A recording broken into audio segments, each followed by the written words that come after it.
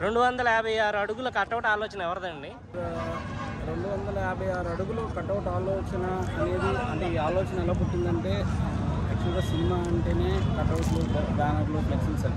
చిన్నప్పటి నుంచి కటౌట్లు, బ్యానర్లు, ఫ్లెక్సీల మధ్యలో పెరిగాం. చిరంజీవి గారి అభిమానులుగా సినిమాని సెలబ్రేట్ చేస్తూ సో యాక్చువల్గా నేను ట్రిపుల్ అప్పటి వరకు ఉన్న హైయెస్ట్ కటౌట్ పెట్టి హెలికాప్టర్తో పూలు వేయాలని ట్రిపుల్ దృఢంగా సంకల్పించాను సార్. కానీ అప్పుడున్న పరిస్థితుల వల్ల, లేకపోతే నా ఆర్థిక పరిస్థితులు అవ్వచ్చు, లేకపోతే వేరే కారణాల వల్ల ట్రిపుల్ జరగలేదు.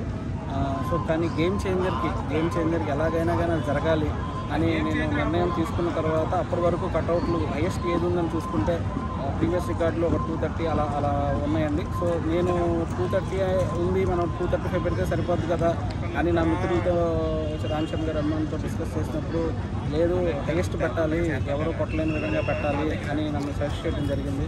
సో నేను చాలామంది సంప్రదింపులు జరిపి, చాలా కటౌట్లు జరిపి, అంటే ఇంత స్ట్రక్చర్ నిలబడదా అంటే ఇందులో 200 మంది నెల నుంచి పనిచేస్తున్నారండి. ఈ స్ట్రక్చర్ వేయడానికి, అంటే అంత పైకి ఎక్కడానికి కూడా మనుషులు ఎవరు డేట్ చేయరు. ఎందుకంటే 100 అడుగులు ఎక్కితేనే అక్కడ నుంచే కింద పడతామేమో, కాలు చేతి పడితే ప్రమాదం జరిగిద్దేమో అని. 256 అడుగులు అంటే నాట్ ఏ జోక్ అండి. అది చాలా గొప్ప ధైర్యం కావాలి ఆ పైకి ఎక్కి పనిచేయాలంటే. సో అలాంటి వర్కర్స్ని మనం ఎన్నుకొని రామ్ చరణ్ గారికి ఎలాగైనా గేమ్ చేంజర్కి 156 అడుగులు పెట్టి ఇండియా రికార్డు, వరల్డ్ రికార్డు ఇవ్వాలని నేను దృఢంగా సంకల్పించి ఇలా పెట్టడం జరిగింది. దానికి చాలామంది సపోర్ట్ చేశారు. అందరికీ థ్యాంక్ యూ సో మచ్ అండి. గతంలో చూసుకుంటే విజయవాడ తుమ్మలపల్లి కళాక్షేత్రంలో మెగాస్టార్ చిరంజీవి గారు కట్అవుట్ పెట్టారు. అలాగే ఇప్పుడు విజయవాడలో రామ్ చరణ్ గారు కట్అవుట్ పెట్టారు. అంటే విజయవాడలోనే పెట్టడానికి ఏంటి రీజన్ ఏంటండి?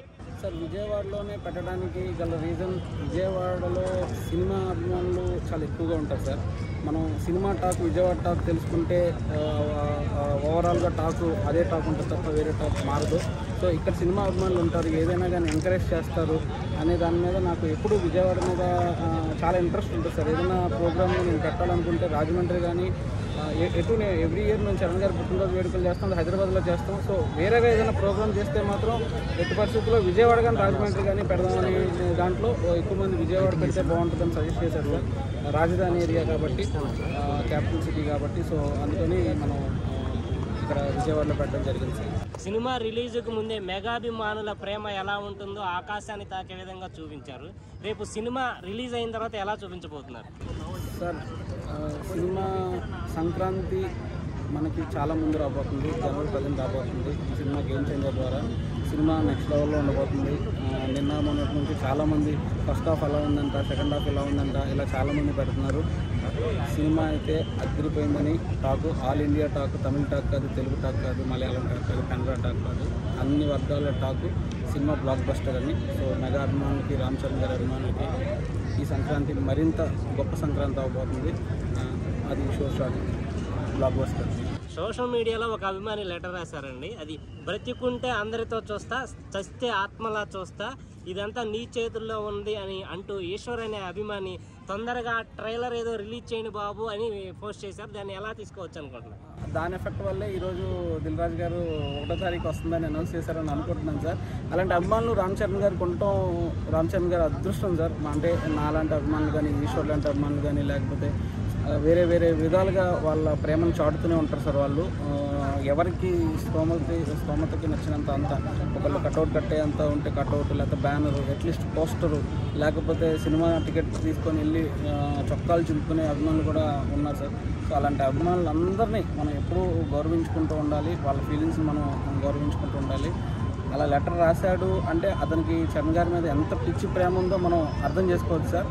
కానీ అలాంటి రాసి ప్రొడ్యూసర్ని ఇరకాటంలో పెట్టడం కూడా మంచిది కాదు. ఒక పక్కన అలా సంతోషపడాలో అలా బాధపడాలో మనకు కూడా ఒకసారి తెలియదు. అది మన మీదే వచ్చి పడుతుంటుంది, నువ్వు చెప్పాలి కదా వాళ్ళకి అన్నట్టు. సో వాళ్ళకి మనం ఏం చెప్పలేము సార్, వాళ్ళ అభిమానం వాళ్ళది. మా మెగా రాముడికి హనుమంతుడు, మా అభిమానులకి వారధి శివాచర్రి అంటున్నారు. మీరు ఎలా ఫీల్ అవుతున్నారు సార్?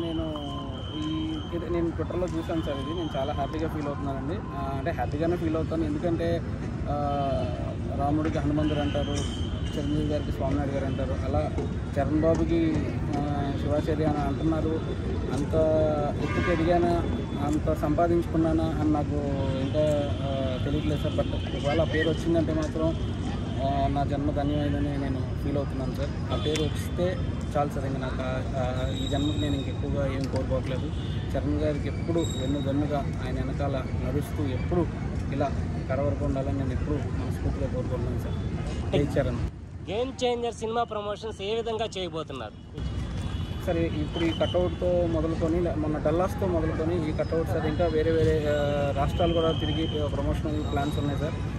త్వరలోనే రేపు ఎల్లుండిలోనే అన్నీ బయటికి పెడతారు సార్. 1వ తారీఖు ట్రైలర్ దగ్గర నుంచి ఆ 9 రోజులు కన్ఫామ్గా ప్రమోషనల్ ఈవెంట్లు కానీ ఇందాక దిల్రాజ్ గారు చెప్పినట్టు ప్రీ రిలీజ్ ఈవెంట్ కానీ అన్నీ బాగా జరుగుతాయి సార్. ఎట్టి పరిస్థితుల్లో ఇప్పటి నుంచి అంటే మెగా అభిమానులు కానీ రామ్ చరణ్ గారి అభిమానులు కానీ ప్రమోషన్ జరగట్లేదు అనే దాని మీద ఉన్నారు సార్. కన్ఫామ్గా ఎట్టి పరిస్థితుల్లోనూ 100% ఇప్పటి నుంచి ప్రమోషన్స్ చాలా బాగుంటాయి సార్. టోటల్గా చూసుకుంటే గేమ్ చేంజర్ సినిమా ఎలా ఉండబోతుంది? గేమ్ చేంజర్ సినిమా అదిరిపోద్ది, రాసి పెట్టుకోండి. డిప్యూటీ సీఎం పవన్ కళ్యాణ్ గురించి ఒక మాటలో చెప్పాలంటే ఏం చెప్తారు? డిప్యూటీ సీఎం పవన్ కళ్యాణ్ గారు గురించి ఒక మాటలో చెప్పాలంటే డెమిగాడ్, నడిచే గాడ్, ఒక పవర్ హౌస్ అండి. అంటే ఇంకా తెలుసు సార్ ఈ ఫంక్షన్ అంటే విజయవాడలో మీరు ఎందుకు పెట్టారు అని అడిగారు కదా సార్. మన డిప్యూటీ సీఎం ఉన్నారనే ధైర్యంతోనే యాక్చువల్గా పోలీస్ పర్మిషన్స్ ఇవన్నీ రావడం కూడా చాలా డిలే అయింది సార్. నేను చాలా కంగారు పడుతున్నా. హెలికాప్టర్ అంటే మామూలు విషయం కాదు సార్. ఎన్నో డిపార్ట్మెంట్లో అప్రూవల్స్ కావాలి. అప్రూవల్స్ అంటే ఇప్పుడు వస్తాయని గుడ్డిగా దిగేశాను. కానీ దిగేసిన తర్వాత నాకు ఇందులో లోతంతా ఉందో అర్థమైంది. ఫైర్ అంటారు, ఎలక్ట్రిసిటీ అంటారు, ఆర్ఎఫ్బి అంటారు, వాళ్ళ రూల్స్ అండ్ రెగ్యులేషన్స్ వాళ్ళకు ఉన్నాయి. కానీ నాకేంటంటే టైంకి ప్రోగ్రామ్ జరగడం అనేది చాలా ఇంపార్టెంట్ అని నేను భావించాను. సో ఇందులో ఇప్పటివరకు తెలియదు ఏంటంటే నాకు ఈ పర్మిషన్స్ అన్నీ రావటానికి ముఖ్యంగా గవర్నమెంట్ చాలా సపోర్ట్ చేసింది సార్. అందులో డిప్యూటీ సీఎం గారి పేషీ కావచ్చు, హోమ్ మినిస్టర్ గారి పేషీ కావచ్చు, లేకపోతే సినిమాటోగ్రఫీ మినిస్టర్ పేషీగా నుంచి కావచ్చు. సో ముగ్గురు మినిస్టర్లు నాకు చాలా హెల్ప్ చేసి పెట్టారు సార్. దానికి thank you so much sir. Dilraj గారు వాళ్ళ ముగ్గురితో మాట్లాడి దీనికి ఏర్పాట్లు చేసి నన్ను పంపించి అందరితో మాట్లాడమని చెప్పారు సార్. అప్పటి వరకు నేను పర్మిషన్ ఈజీగా వచ్చేస్తాయేమో, నేను చేసేసుకోవచ్చు అనుకున్నాను. కానీ దిల్రాజ్ గారికి ఇలా ఒక మాట, సార్ పర్మిషన్ ఈజీ అనుకున్నాను, చాలా టఫ్గా ఉంది సార్, ఒకసారి చెప్పండి సార్ అంటే ఆయన కందుల దుర్గేష్ గారికి చెప్పారు. సో ఆయన ఇమీడియట్గా అందరికీ అన్ని పేషెంట్లకి ఇన్ఫార్మ్ చేసి ఈ మూమెంట్ వచ్చేలాగా లాస్ట్ 2 డేస్లో నిన్నే పర్మిషన్ వచ్చింది. ఈరోజు ఈవెంట్ అంటే సో నేను ఎంత టెన్షన్ పడి ఉంటానో అర్థం చేసుకోండి. ఎనీహో ఈవెంట్ బాగా సక్సెస్ అయింది. మెగా అభిమానులు అందరూ, రామ్ చరణ్ గారి అభిమానులు అందరూ ఈ ఈవెంట్ని బాగా ఎంజాయ్ చేస్తారని కోరుకుంటున్నా. జనాలు కూడా వచ్చి బాగా సపోర్ట్ చేశారు విజయవాడ ప్రజలు. Thank you so much once again. జై చరణ్.